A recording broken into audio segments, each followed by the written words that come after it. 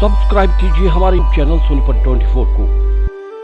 सबसे पहले लेटेस्ट खबरें देखने के लिए बेल आइकन को दबाइए।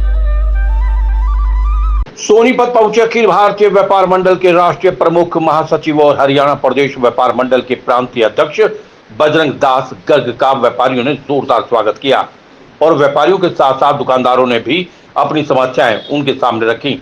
इस दौरान उन्होंने प्रेस कॉन्फ्रेंस कर कहा कि सरकार ने हाल ही में जो व्यापारियों पर टैक्स लगाए हैं उससे संबंधित देश के प्रधानमंत्री और वित्त मंत्री को पत्र लिखा गया है। जो 5% जीएसटी लगाई गई है उस पर सरकार को विचार करना चाहिए। इस दौरान उनके साथ व्यापार मंडल के जिला अध्यक्ष संजय सिंगला भी मौजूद रहे। बजरंग दास गर्ग ने प्रेस कॉन्फ्रेंस करते हुए ये भी कहा कि जनता को सरकार से काफी उम्मीदें थी, लेकिन लगातार बढ़ते टैक्स अब उन्हें परेशान कर रहे हैं। पेट्रोल और डीजल पर भी लगातार टैक्स बढ़ते जा रहे हैं। सिंगल यूज प्लास्टिक पर भी उन्होंने बोलते हुए कहा कि सरकार उल्टे फैसले ले रही है।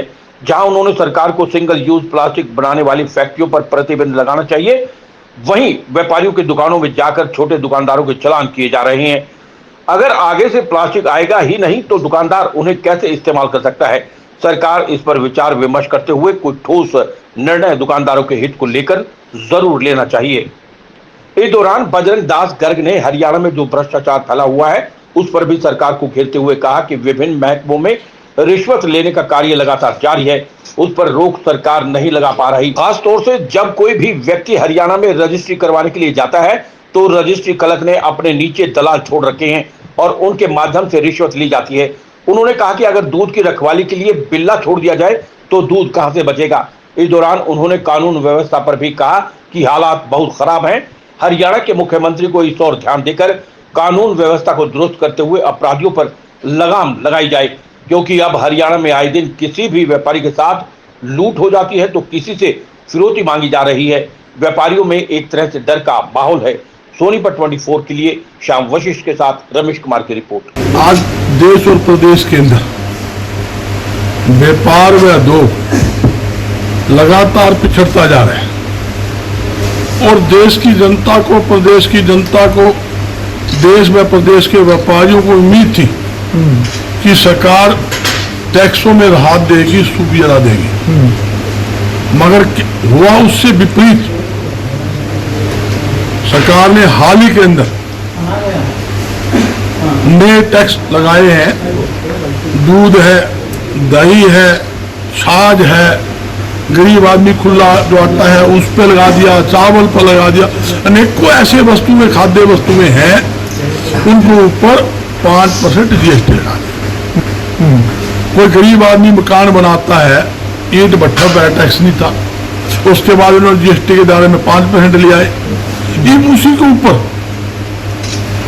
उसको 18 व 28% जीएसटी लगा दिया, जिसके कारण लगातार व्यापार उद्योग पिछड़ता जा रहा है। और दूसरी बात, आम जनता पर लगातार आर्थिक बोझ पड़ रहा है। आज रसोई गैस महंगी। एक उम्मीद और थी जनता को कि पेट्रोल व डीजल जिसके ऊपर भारी भरकम टैक्स है, भारी भरकम एक्साइज ड्यूटी है, बेट कर है, सरकार इसको राहत देगी, इसको जीएसटी के दायरे में लाकर टैक्स कम करेगी, तो वो भी कम नहीं हुआ, जिसके कारण आज व्यापारियों में नाराजगी है।